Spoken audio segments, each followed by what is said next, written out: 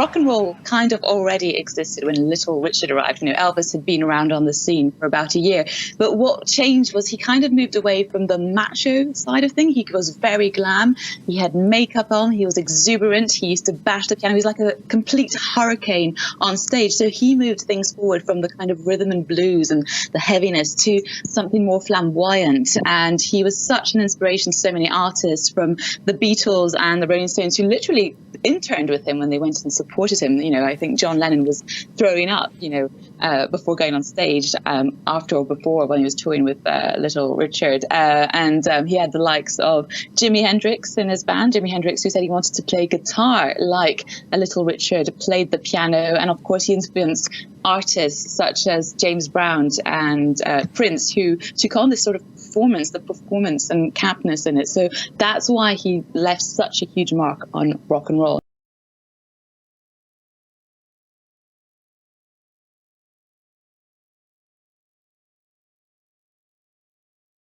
Magician Roy Horn, who was half of the Siegfried and Roy act that combined dazzling theatrics with rare and endangered animals for decades, has died. Horn's publicist says he died from complications of COVID-19. Siegfried and Roy's nearly 4-decade run in Las Vegas made the duo world famous. In a statement, Siegfried Fischbacher said he lost his best friend. "From the moment we met, I knew Roy and I together would change the world," Siegfried said. "There could be no Siegfried without Roy and no Roy without Siegfried." Horn was born in Germany in 1944 during the height of World War II. Horn took an interest in animals from an early age. Years later, he met Siegfried while both were working on a cruise ship. In 2003, Horn's performance career came to an almost deadly end. One of his white tigers dragged him off stage. Horn survived and said the tiger thought Horn was having a stroke.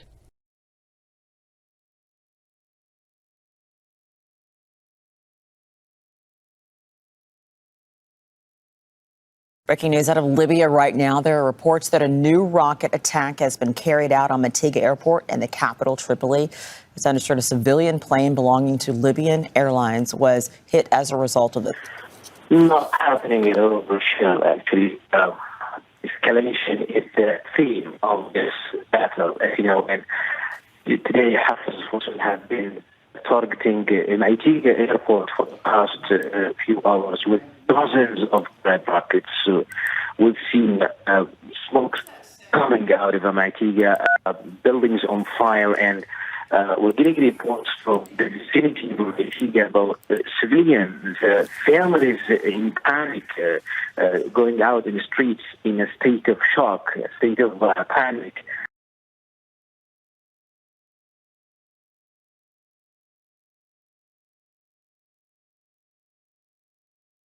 We're being told that the Indian and the Chinese forces faced off at the Sino-Indian border in Sikkim. The aggressive confrontation between the troops of the two sides happened near the Nakula sector, a pass at a height of more than 5,000 meters. Well, Mohammed, as of now, the situation remains tense between Indian and the Chinese forces. The standoff continues.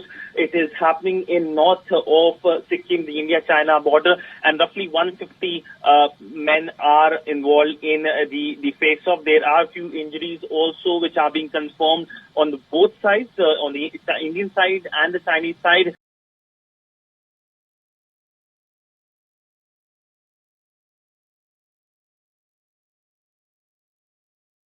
Justin Trudeau asked today during his daily briefing about personal protective equipment. It comes amid news that the government suspended the shipment of 8 million N95 masks from one Montreal company. Here is how the Prime Minister responded. We have been working very, very hard since the very beginning to bring in as much PPE as we possibly can. We've talked about about 23 different flights just from China of millions of items of PPE, because we know the need is and has been so pressing. At the same time, we have ensured that we are ramping up domestic capacity to be able to ensure that we're covering the needs that we have for the longer term. And I want to thank all the companies and manufacturers who've stepped up.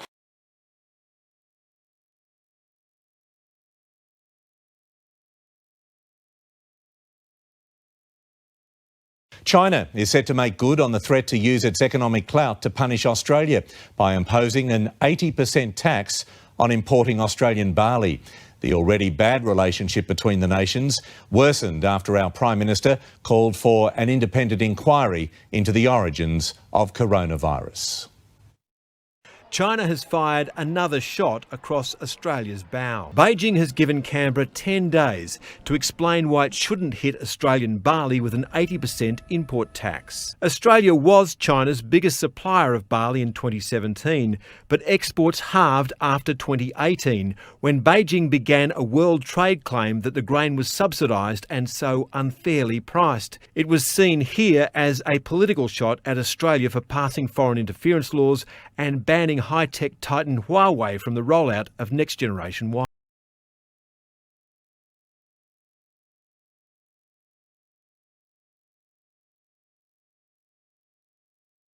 Now, the South African Broadcasting Corporation, SABC, says it has noted with concern the incorrect and misleading article titled "SABC Again Pleads Poverty, Cites Virus," published by the Sunday Times newspaper today. The article states that the corporation will tomorrow appear before Parliament's Portfolio Committee on Communications and Digital Technology to request additional funding. This is not true, says the SABC. The SABC says it has not requested any additional funding and has no meeting scheduled for tomorrow with the Portfolio Committee on this matter.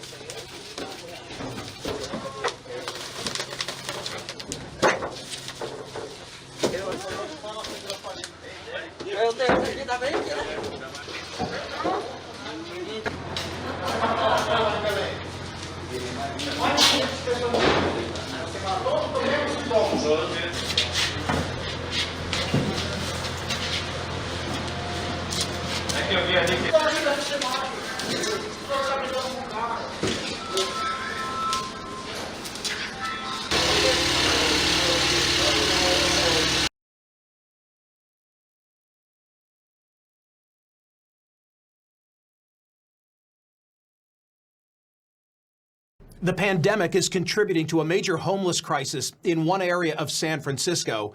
Since January, the number of tents and makeshift structures has exploded by nearly 300% in the Tenderloin neighborhood. By the way, take a look at that footage and know that we shot it just yesterday. The University of California Hastings College of the Law and a group of Tenderloin residents and businesses have filed a lawsuit not to seek financial damages, but to force the city to clean it up. They say the city left them to deal with blocked sidewalks and roads with no wheelchair access, garbage, drug activity, and even human waste, not to mention the fear of infection based on a lack of social distancing. Now the San Francisco mayor has rolled out a plan to help address the problem.